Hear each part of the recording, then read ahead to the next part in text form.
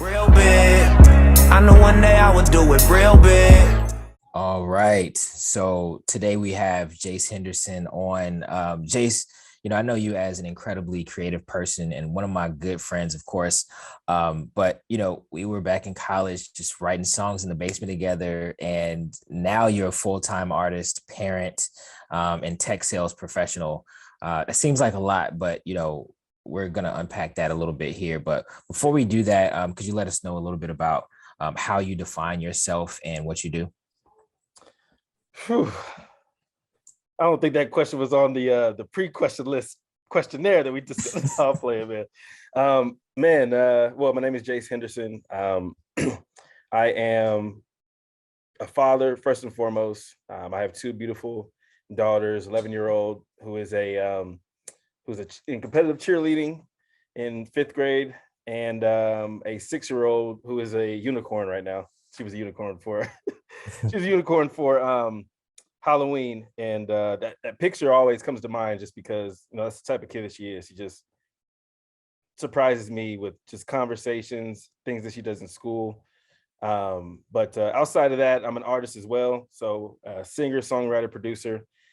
Currently in the process of starting a artist development camp as well as a songwriting and production camp with a team of individuals that I work consistently with in music.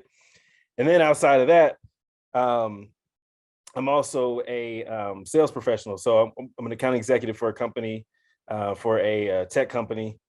And yeah, man, so I'm like 50, 50, 50. It's definitely not into thirds because it definitely leaks over into each other's aspect. But I'm definitely a 50, 50, 50 individual right now.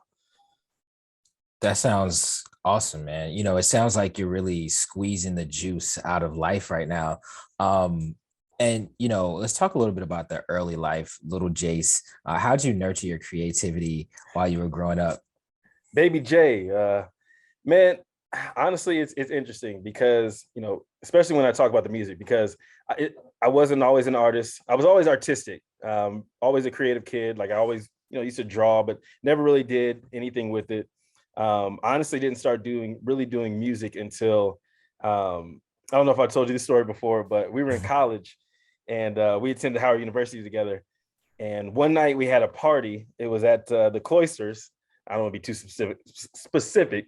This will be specific to our Howard audience. But we were in the Cloisters and it was a party. I think we were like sophomores. And for some reason, someone was like, yo, let's go around the circle and let's like freestyle and we'll just go around the room. And everyone was like, we're lit, we're imbibing. So we oblige and we go around the room and everyone kind of keeps it going. And then it gets to me and I like completely mess it up. I don't know what I did, but all I remember is everyone looking at me like, damn, man, you messed that up. Like, let's do something else, y'all. So I had that. That's like one of the earliest memories of me being in music. Fast forward, like I ended up taking a break from school. After that, I go back home to Kansas City and I'm kicking it with some of my boys and these guys never really attended college. All they did was work, smoke weed, and freestyle. And what are you gonna do? So I decided to go home and start writing just so I could, kind of fit in and ultimately led to me getting better. We decided to actually record some songs. So we go to a studio and we write some songs, we go to the studio and record them. And one of the songs had a hook that, needed some vocals on. So we all kind of went around and I sounded, the best. I guess I could always kind of hold a tune, hold a note. Fast forward through that summer, I ended up going back to Howard University and I moved in with a good friend of mine who, RIP DeAndre Bailey. But he had studio equipment and, the rest is history, man. I used to skip class and just be in the studio all day. So I don't even know what your question was, but hopefully gives you a little insight into who I am in terms of artistically. That's awesome. And rest in peace, DeAndre, man. Yeah. And many people have linear professional progressions, and I feel like some people don't. And I think that those are things that are really hard to explain sometimes when you don't necessarily have a linear background. Could you talk a little bit about the mindset you were going through as you were just transitioning throughout the different levels of your career journey? Because I know you were in real estate for a little bit. Now you're in tech sales. Could you talk a little bit about that transition period? Yeah, I mean, you mentioned the linearity of it all, and honestly, at least in my experience, it wasn't like the typical kind of matriculation of school to a position in your field, or a position similar to your skill set, and then you just kind of stay in that industry and just kind of move up. I think more so in my trajectory, there's a certain level of linearity, but just kind of like all over the place. It's kind of hard to really spot the pattern. But after school, I was actually kind of during school, I started working for Verizon. Actually, you know what? When I think about it, sophomore year, to make money, I actually worked for Verizon Wireless.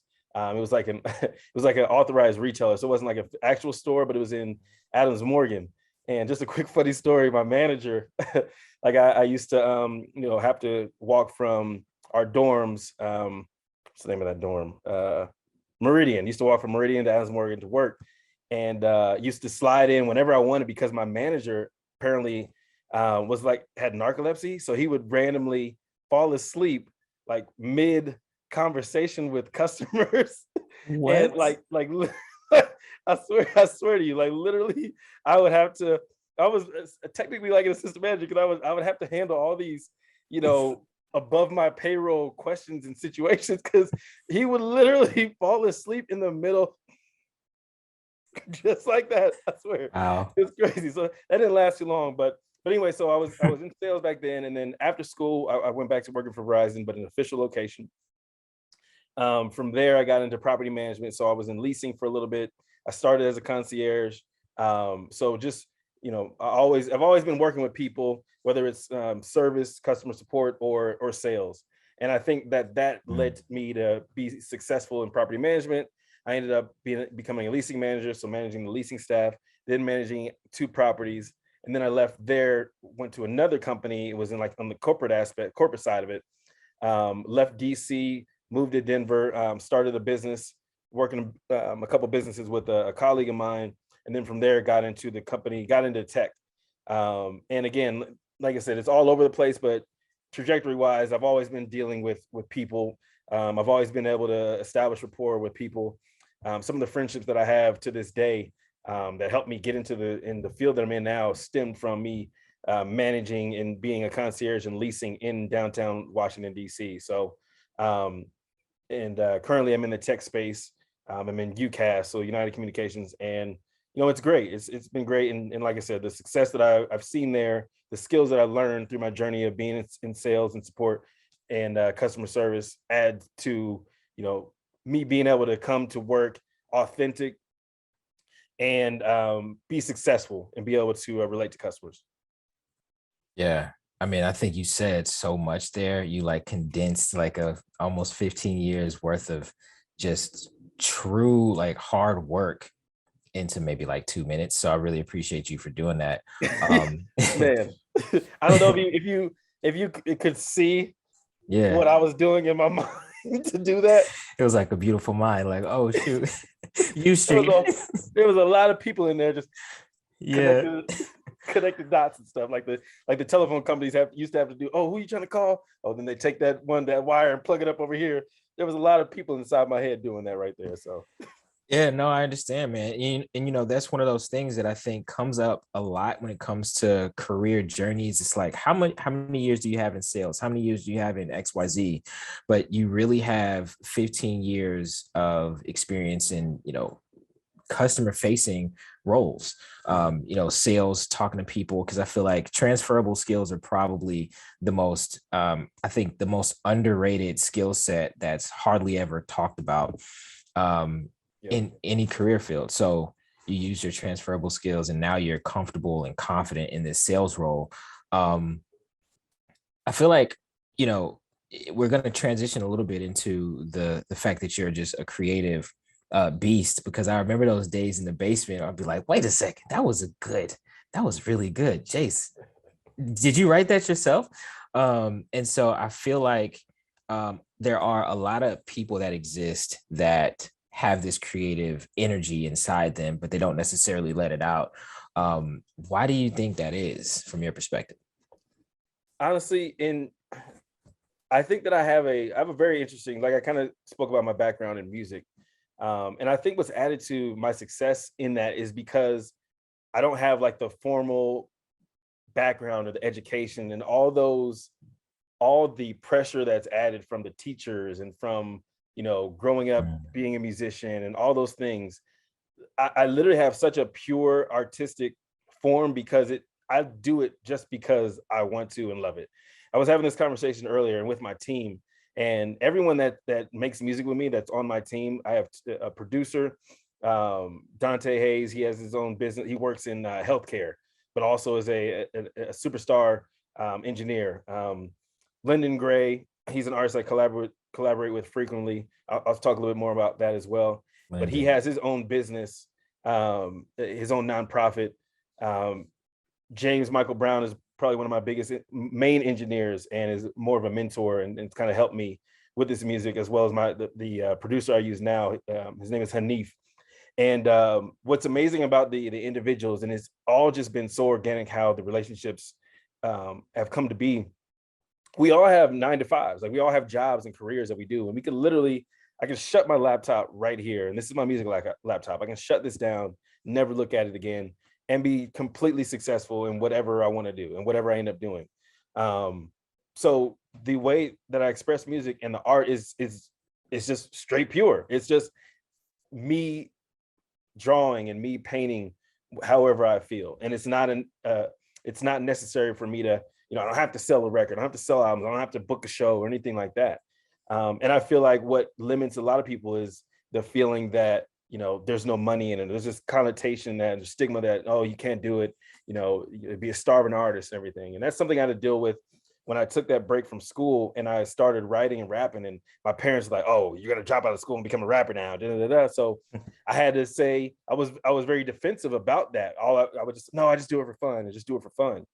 And for a long time, that kind of hindered me from growing, because I was like, oh, I don't, I cared too much about what people thought about me. And, I went to Howard University and, everyone pictured me as being this professional and, career driven and all that. So I felt for a while what those people feel, the negative stigma behind being an artist, and, somehow found a way to balance and be a father, be a professional, a career-driven professional in a completely separate space, but still be able to do music, and now be able to do music in a competitive way and find ways to push the genre forward and push the industry forward.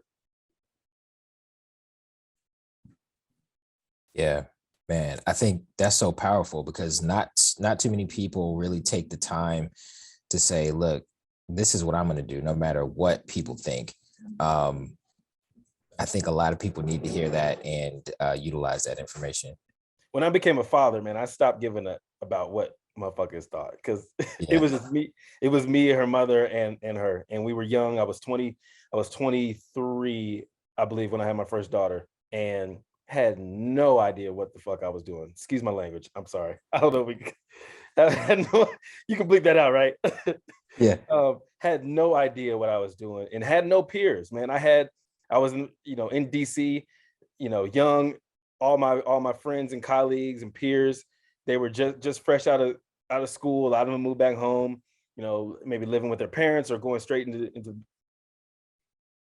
the business world. But no one had kids, no one was really in a serious relationship. So it was me and her mother and her, like, figuring it out. And we seen some struggles, and we, like, I don't want to get into it, but we've seen some stuff. And after getting through that and making it on the other side, man, I don't give, because I'm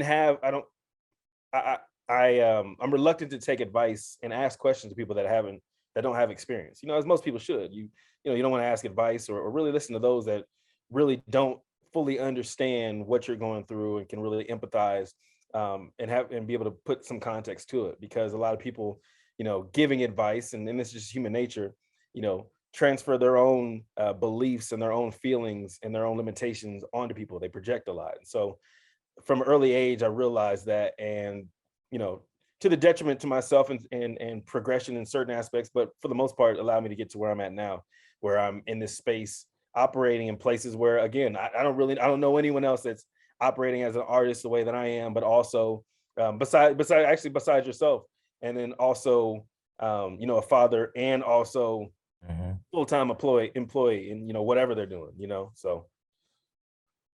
Yeah, man. And just to speak to that a little bit, I feel like people kind of take for granted that the fact that we only get one of these lives, and you can't like waste time focusing on other people's opinions, especially when you have this beautiful creative energy in you, and we were basically designed to create. And I think that's aside from just the things that are aligned with our job. So man, I totally understand what you're saying. And when it comes to your musical inspiration, where do you get that from? Like, what are your main, we talked about that Kanye documentary a little bit, but what are your main influences?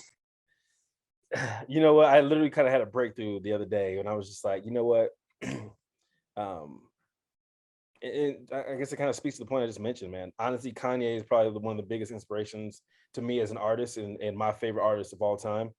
I have the ability, I'm compartmentalized. Like, I let things bleed over when it's necessary, but I can compartmentalize the actual person. But I think that in our generation, in our time on this earth, I feel like he's done more for like artistically and creatively and pushing fashion culture and everything forward for us. Probably one of the most influential people of our lifetime. Honestly, I believe that. Now, and I'm willing to accept the faults that he has, in order for his contribution. I would no way erase what he's accomplished just so I don't have to hear that he supports Trump, or it's unfortunate how he's handling this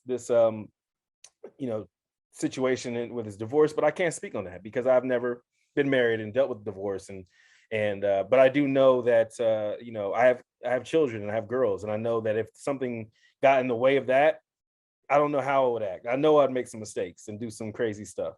And then he's also under like a ridiculous microscope. We see everything that he does, and it's beneficial to him in a lot of aspects, when it comes to it musically and him kind of pushing forward tech as it pertains to music.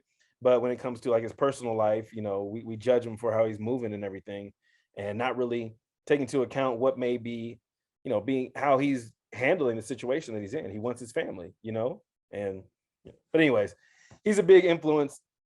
I'm also a producer and songwriter. So as someone that understands making something from nothing, like a song without having an idea or a concept, without having a beat to start writing to, I have, I've grown into being able to start from a single note and build from that. Like I'm more of an architect than anything. Like I build the beat, and then my emotions and my feelings and my thoughts continue to lay brick after brick, and then I come in with the lyrics and everything. And he's someone that I get a lot of inspiration from. Party Next Door is another one. He's probably my second favorite because he's also a singer-songwriter and producer as well. But I'm super big on the oldies too. Like obviously love Michael Jackson. Big fan of Miles Davis. Big fan of Stevie Wonder. Obviously the greats. But under all that, one of my favorite groups is Hall & Oates. Like I draw a lot of inspiration. I draw a lot of inspiration from Hall & Oates. I'm not gonna lie. A lot of notes, a lot. And then probably my favorite is Charlie Wilson. That's probably what I draw the most from. I love his harmonies. I love how he writes. I love how he collabs with artists. Yeah, it's a whole lot. I feel like I'm like all those kind of like, what I'm saying, condensed. And Charlie Wilson is the man. I remember my mom she used to play his songs on repeat. Yeah, that whole.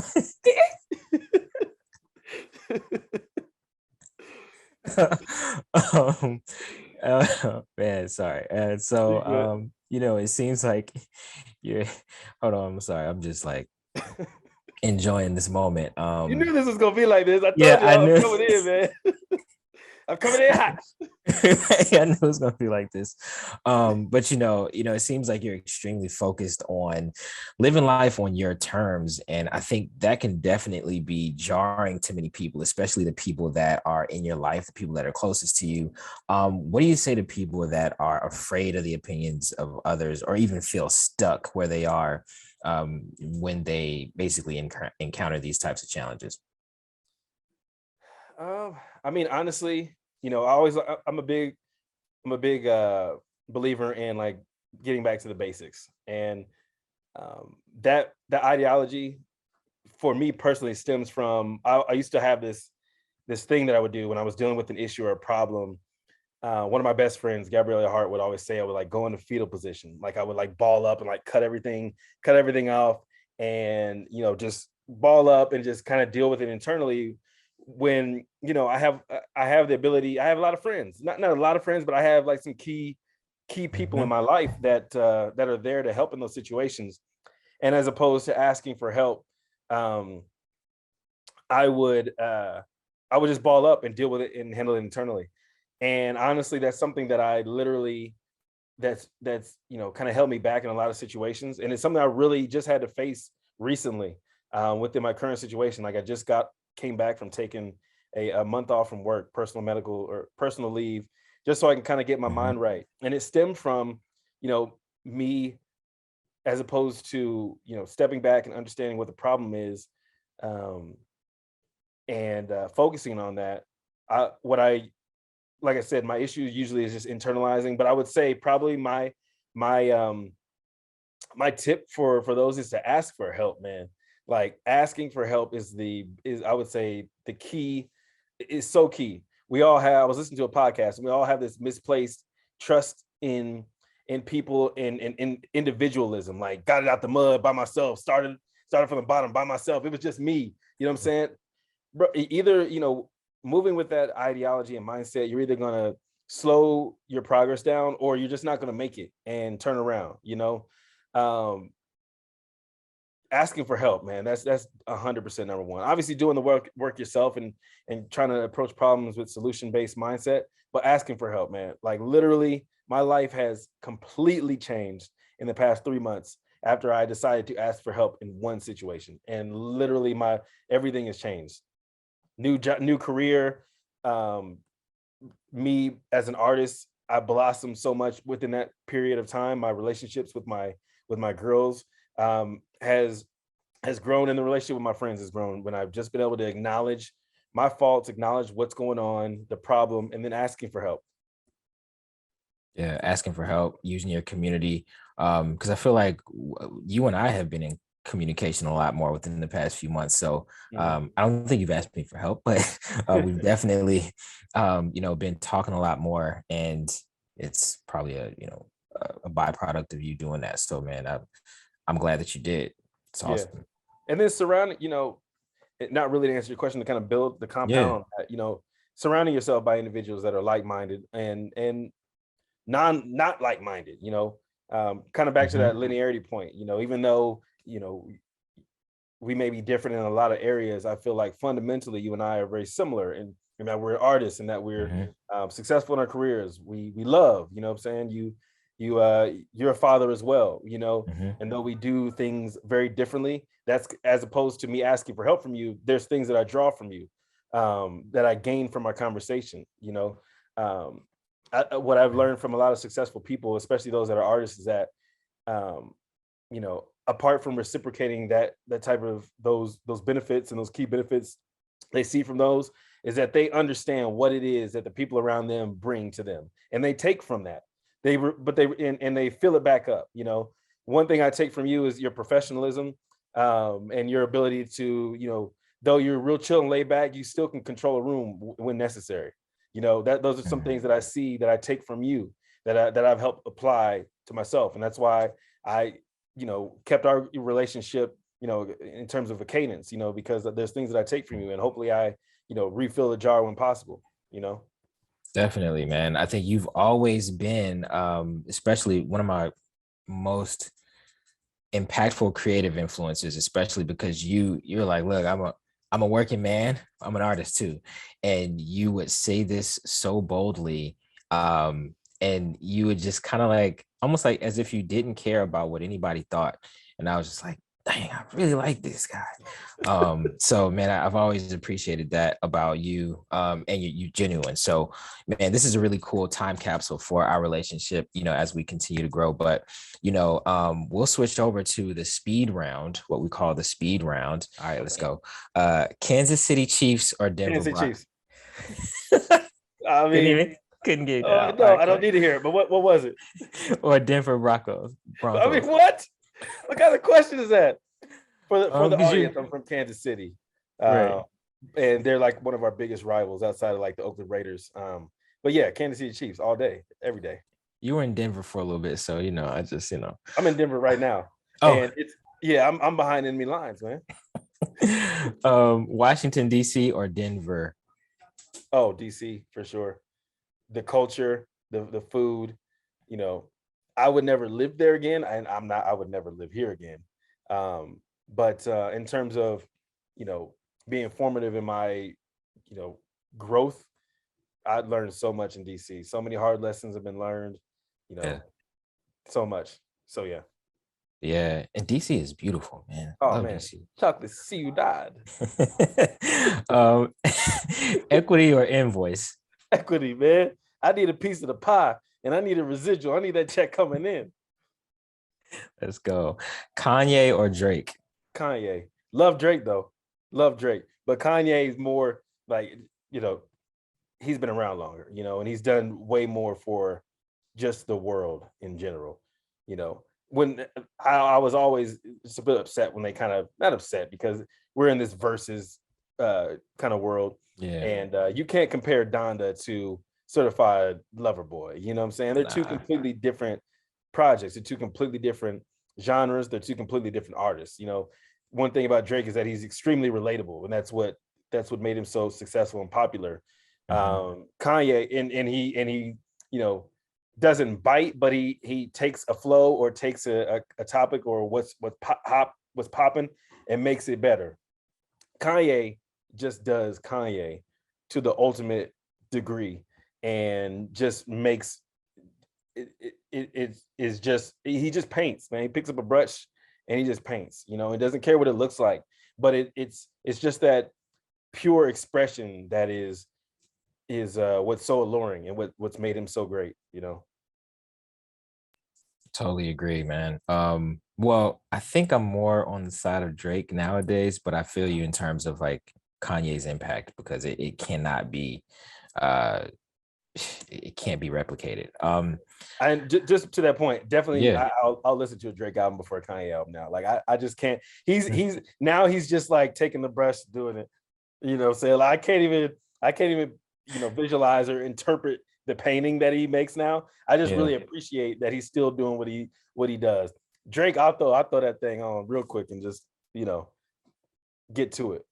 Right. And one quick thing about Kanye too, on that documentary that I loved is the fact that he when they got to the conversation around like, hey, he's a really good producer rapper, and he said it in this, he responded in a way that I thought sounded kind of like a kid. He was like, I don't want to be just, he was like, those cats are weak. But he really advocated for himself. I just rock with that. Absolutely. And he had a level of, and what I think kind of differs him from like Jay-Z is that he was very selfish, but he also was equally as gracious and grateful and appreciative. I was just listening to an interview. My sister actually did an interviewed him on the Jasmine brand. I saw that the other day. Shameless plug. She just interviewed him, and he was just kind of talking about like his relationship with Kanye, and like he was saying that his success is due to him listening to Dame, but he just had that he's just a monster and confident, but he also reciprocates and shows appreciation and gives back. You know what I'm saying? Like him and Beanie Siegel fell out, over some BS a long time ago, and then after him realizing and coming back and and realizing the level of success. I think Beanie Siegel came up with the name Ye or something. And when Ye started using that, he cut a check to Beanie and started, establish that relationship. And that's something that I will forever love about Kanye, is because even though he says and goes off the rails and says some ridiculous stuff, he still he loves. You can tell he loves, and you can tell those that contribute to his success and those contribute to his growth will always be good in his hood. Right, man. And that says a lot about character. And so, when we think about your character and your level of influence, what do you think is your superpower? I would say empathy is definitely one that I now wear as a superpower.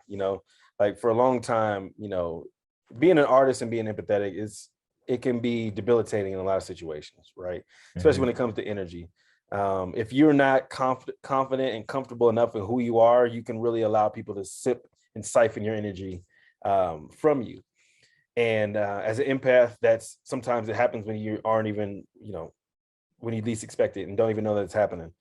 But if you understand that and utilize it as a superpower and utilize that, like for instance, for me as a musician, it allows me to make music not only that sounds good to me and sounds authentic to me, but it's also relatable. When it comes to me being in sales, it allows me to be able to identify the pain points of the customer, being able to identify what the issue is, have the customer and really actively listen to what the problem is, being able to dig into that pain and quantify that, have the customer quantify it to me, and then being able to provide a solution-based and challenge-based, solution to help them, and the customer is extremely grateful for that because they can tell I'm not a sleazy salesman. I don't just have, this stuff under my jacket and you got to pick from it. No, I listen to what you have to say and I pull out the spoon that you need. I pull out the fork that you need because I understand that you're trying to eat. I understand that you need a knife because you need to cut it up, as opposed to, I got all these utensils, I create that challenge-based solution for a customer. And in music, I feel like I do that as well. Yeah, definitely. And if I were to answer that question for you, I've always thought that you were confident in almost every situation. I've never seen you not confident in a conversation. Like, even if you may not be the most correct person, you're just like, no, this is it. I think I balance a fine line of like, if I don't know, I don't know, I won't tell you directly that I don't know, but I also won't give you no BS. You know what I'm saying? Like, you may leave thinking that I knew, but that's on you because I didn't tell you I knew the answer to that question. You know what I'm saying? And I think that's also allowed me to be so successful in sales as well because, I personally understand what I don't know. And that's another thing, that's another thing that I'm, continue to grow and work on. Like I said, asking for help. So I've had some issues, in working previously with not being able to understand and appreciate the fact that I don't know it. And there's a certain power in expressing that because you're debilitated when you just sit and contemplate on not knowing what the answer is. Whereas when you ask for the answer, there's just that limited amount of time left where you don't have the answer. Moving forward, now you know, and now no one could ever make you feel like you don't know that anymore because now it's up to you to not to unlearn it or to, you have the power and the control. And I think, for me, I've always been that person that, I'll seem confident on the outside because before that conversation, I've been dealing with it mentally. I've been, stressing out over it. And that's also something I've been working on. But yeah, man, I appreciate that. It's hard behind these eyes, and there's a lot of buttons. There's a lot of buttons being pushed, man. Man, I appreciate that, and I hear you. And we're gonna close it off in just a second, but Jace, you're a living legend because you execute on a consistent basis. So if you were to basically urge people listening to go out and immediately do something today, what do you think that would be? First and foremost, I have an event that I am curating with a nonprofit called Erase the Hate. We have a live music and art showcase that we have going on down in Wynwood. So I would tell you to go and buy those tickets on Eventbrite. You can follow us at Solar Sundays. I'm gonna type it down here in the chat too, because we got this thing recording. Solar Sundays is the name of the event. That's it right there. I can't type. I apologize for that. You can follow us on Instagram right here at Solar Sundays. You know, follow me as well. I got music on Apple Music, Spotify, Tidal, all that. You can do that. But if the last thing I would like to leave, you know, for everyone listening, man, like I said, ask for help, man. But prior to asking for help, you know, exhaust your resources. You know what I'm saying? Go internal, think inside, and before you ask for help, try to, you know, come up with your own solution. You know, but don't sit and hark on your insecurities, hark on your issues, hark on what you're dealing with. You know, deal with it. Also, another thing, grieve. Take time to grieve, whatever it is. Take that time and energy to really understand why you feel a certain type of way about something. You know, whether it's a breakup, whether it's, you know, at work, something you're dealing with at work, whether it's a friendship. Take the time to grieve and understand and feel. People don't feel nowadays. You know what I'm saying? We're completely doused with all this information from social media and from the metaverse and from the internet that we don't, and we're just flooded with everyone else's feelings that we don't even really understand how we feel about certain things. So take time to actually feel, and when there's a tragedy, take time to grieve and then move on. You know what I'm saying? Like, take the time to really understand how you feel so that you try not to get yourself in that position again, but then move. You know what I'm saying? We, like you said before, man, we're only here for a limited amount of time, man. And I don't know where we go next, but it ain't gonna be here. So real. Take the time to process these things. And all right, Jace, thank you so much for joining me on the Living Legends series. I truly appreciate you. Man, you are a living legend, man. Thank you for being here. And I hope you have a great day, bro. Thanks, you as well, man. Love, fists, and rocket ships, man. Let's go.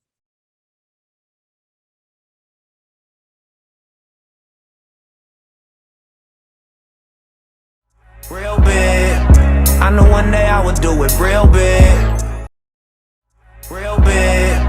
I know one day I would do it real big.